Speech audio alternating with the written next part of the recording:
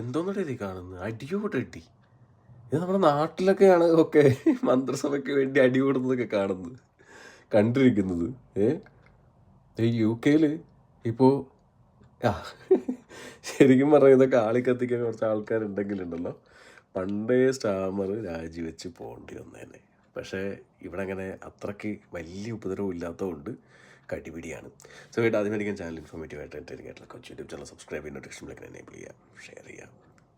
രാജിവെക്കുമോ Starmer? ക്രിസ്റ്റാമറിൻ്റെ പ്രധാനമന്ത്രി പദത്തിന് ചുറ്റും ഇപ്പോൾ കരിനിഴൽ വീണിരിക്കുകയാണ്. ഒന്ന് മാറിക്കഴിഞ്ഞാൽ കസാര അടിച്ചുകൊണ്ട് പോകാൻ വേണ്ടിയിട്ട് സ്വന്തം പാർട്ടികളിൽ നേതാക്കൾ തന്നെ ചുറ്റും വട്ടം കറങ്ങിക്കൊണ്ടിരിക്കുന്നു. ഇറങ്ങിപ്പോവാനാണ് ഒരു 10-90 MP ഇപ്പോൾ പറഞ്ഞുകൊണ്ടിരിക്കുന്നത്. അതായത് സ്വന്തം പ്രധാനമന്ത്രിയെ കസാരയിൽ നിന്ന് ഇറക്കി വിട്ട് ആ കസാരയിലിരിക്കാൻ വേണ്ടി ആളുകൾ കൂട്ടം കൂടിക്കുക. കൊള്ളാം, നല്ല കാര്യം. പക്ഷെ സ്റ്റാർമർ ഒരു കാരണവശാലും ഞാൻ ഇറങ്ങിപ്പോയില്ല, ഞാനൊരു കാരണവശാലും രാജിവെക്കില്ലെന്ന് പറഞ്ഞ് കട്ടക്ക് നിൽക്കുവാണ്. അതായത് നിങ്ങൾ പറ്റുമെങ്കിൽ എന്നെ ഇറക്കി വിടുക എന്ന് പറയുമ്പോൾ വെല്ലുവിളിക്കുവാണ്, പറ്റുമെങ്കിൽ ഇറക്കി വിടുക എന്നുള്ള രീതിയിൽ. എനിക്ക് 150ഓളം MP സപ്പോർട്ടുണ്ട് എന്നുള്ള രീതിയിൽ സ്റ്റാർമർ. എന്താണ് ഈ കാണുന്നത് അല്ലേ? നല്ല അടിപിടി ഇടിൻ്റെ ഒടുവിൽ രാജ്യം ഈ പോക്കാണെങ്കിൽ ഒരു വലിയൊരു എക്കണോമിക് ക്രൈസിസിലേക്ക് വീഴാനുള്ള സാധ്യത വളരെ കൂടുതലാണ്. ഇപ്പം തന്നെ ഏകദേശം കൊണ്ട് ഒരുപാട് ക്രൈസിസ് ഇപ്പോൾ ഓൾറെഡി UK അതിൻ്റെ ഇടയിൽ റിഫോം പാർട്ടിയുടെ ഒരു തരത്തിലും വിട്ടുവീഴ്ചയില്ലാത്ത പ്രഷർ, ഒരുപാട് പ്രോബ്ലംസ്, ഫാർ റൈറ്റിൻ്റെയും മറ്റുള്ളവരുടെയും പ്രോബ്ലംസ് വന്നുകൊണ്ടിരിക്കുന്നു. അതിൻ്റെ ഇടയിലാണ് ഇപ്പോൾ ഇങ്ങനെയുള്ള മന്ത്രിസഭ. എനിക്കൊന്ന് കൺസർവേറ്റീവ് പാർട്ടിയുടെ സമയത്തിനകത്തും ഇതേപോലെ തന്നെയായിരുന്നു. 2-3 പ്രാവശ്യം കണ്ടും പ്രധാനമന്ത്രിമാർ രാജിവെച്ചിറങ്ങി പുതിയ ഹോം സെക്രട്ടറിമാർ വരികയും പരിപാടിയൊക്കെ ചെയ്തിട്ടുണ്ടായിരുന്നു കേട്ടോ. ഇതിൽ നോക്കേണ്ട കാര്യം എന്ന് വെച്ച് കഴിഞ്ഞാൽ നമ്മുടെ ILRൻ്റെ വിഷയത്താണ്. നിങ്ങളൊക്കെ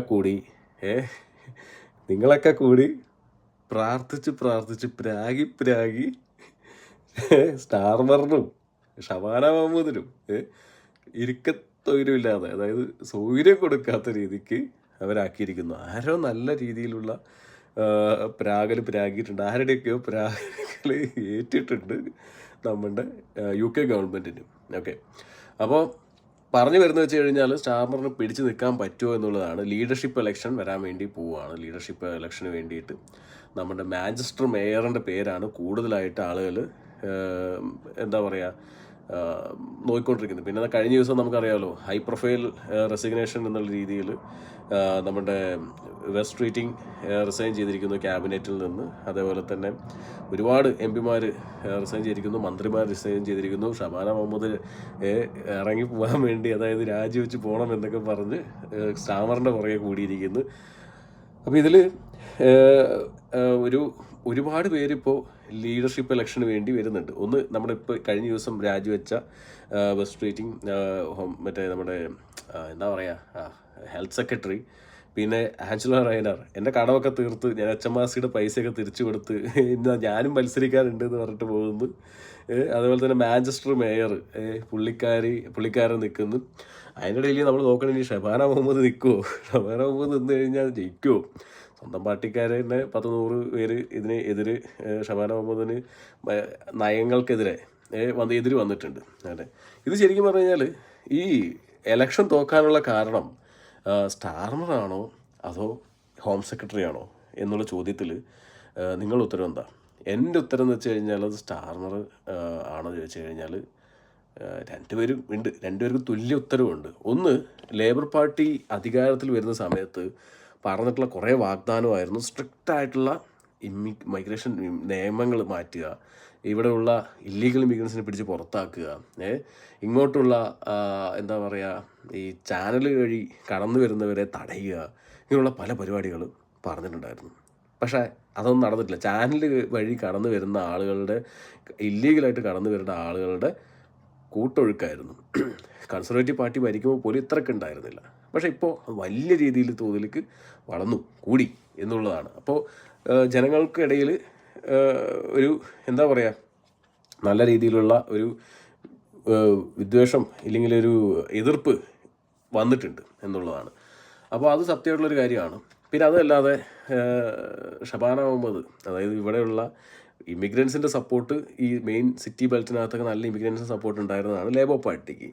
ഇമിഗ്രൻസ് കൈവിട്ടു, ലിബറലും ഗ്രീൻ പാർട്ടിക്കും കൈവിടുത്തു. കാരണം ഷബാന മുഹമ്മദിൻ്റെ ILR നിയമങ്ങളും ഇമിഗ്രേഷൻ നിയമങ്ങളും ഇവർക്ക് താല്പര്യമില്ല.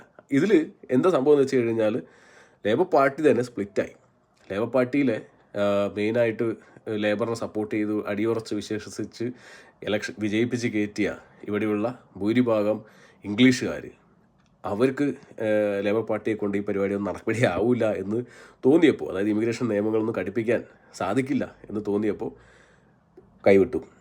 പിന്നെ ഇമിഗ്രേഷൻ നിയമങ്ങൾ പ്രഖ്യാപിച്ചത് കേട്ടിട്ട് ഇവിടത്തുള്ള ഇമിഗ്രൻ്റ് വോട്ടേഴ്സ് അവരും കൈവിട്ടു. അപ്പോൾ രണ്ട് എതിർ ചേരികളിലേക്ക് കൈവിട്ട് പോയപ്പോൾ ഒരാൾ റിഫോമിൻ്റെ ഒപ്പം പോയി, ഒരാൾ ഗ്രീൻ പാർട്ടിയുടെയും ലിബറലിൻ്റെ കൂടെയും പോയി. ആകെ മൊത്തത്തിൽ ലേബർ എന്തായി, അമ്പേ പൊട്ടി പാളീസായി. പിന്നെ ഇതിൻ്റെ ഇടയിലുള്ള ഓരോരോ ഇവരുടെ കുടുംബ പ്രശ്നങ്ങളും പരിപാടികളും കാര്യങ്ങളൊക്കെ ഇവരെ നല്ല രീതിയിൽ എഫക്റ്റ് ചെയ്തു ലേബർ പാർട്ടിയെ. അപ്പോൾ ഇതിൽ പൊട്ടാനുള്ള സാഹചര്യം കൂടുതലുണ്ടാക്കിയത് ഇവരുടെ മാനിഫെസ്റ്റോയും പരിപാടികളും ഇവർ പറഞ്ഞിട്ടുള്ള ഒരു കാര്യവും കൊണ്ടുവരാതിരുന്നത് കൊണ്ടാണ് ഇവർ പൊട്ടിയത്. ഓക്കെ, ഈ ലോക്കൽ ഇലക്ഷന് ഇനിയിപ്പോൾ 2029 നമുക്ക് പ്രത്യേകിച്ചൊന്നും വലിയ ഇതൊന്നും പ്രതീക്ഷിക്കേണ്ട. നമുക്ക് ഒരു റിഫോമിൻ്റെ ഒരു വിജയം തന്നെ നമുക്ക് പ്രതീക്ഷിക്കാം. അപ്പോൾ അതിൻ്റെ ഇടയിൽ പാർട്ടിക്കൽ തമ്മിലടി, കൂട്ടടി, അതിനിടയിൽ മറ്റേ മന്ത്രിസ്ഥാനത്തിന് വേണ്ടി പ്രൈം മിനിസ്റ്റർ ആവാൻ വേണ്ടിയിട്ട് കുറേ എണ്ണം എല്ലാം കൂടിയിട്ട് നല്ല രസമാണ്. അപ്പോൾ അതുകൊണ്ട് തന്നെ നമുക്കൊരു കാര്യത്തിൽ തീരുമാനമാണ്. ഫസ്റ്റ് ഇവരുടെ അടിയിലൊരു തീരുമാനമാവട്ടെ.